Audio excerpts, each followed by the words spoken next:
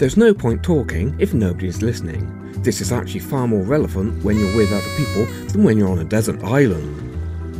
The art of good conversation is to listen and respond to what others have to say, and also to include everybody into the conversation. There might be some people who might be very shy, nervous and quiet, who might need encouragement to join in. This doesn't mean forcing them to say something there and then on the spot, just check whether they have something to say. Some people like myself have dyslexia or dyspraxia, and due to the speed of conversation will find it difficult to keep up. In driving terms, it can be a bit like not being fast enough to join a busy road. The best way to encourage a dyspraxic into the conversation is to slow it down and give them time to think about what they would like to say.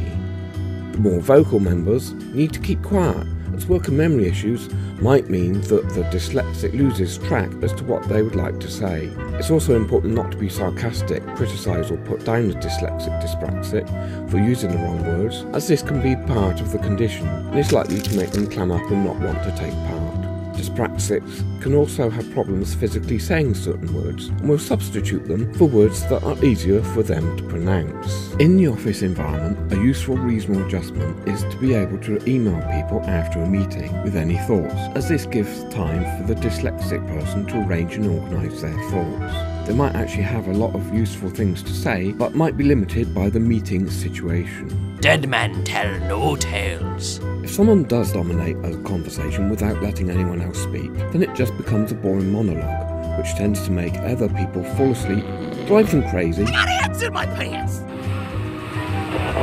and want to leave as soon as possible.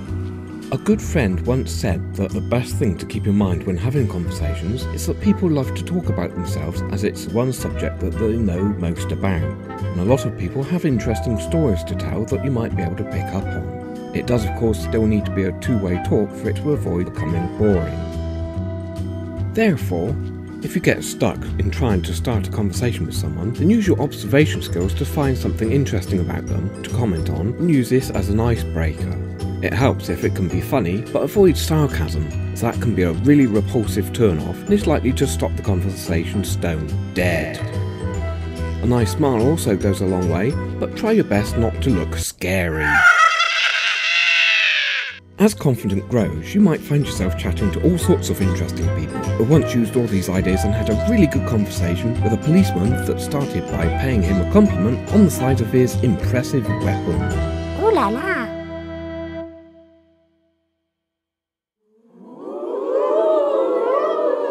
Remember to smile because you are unique.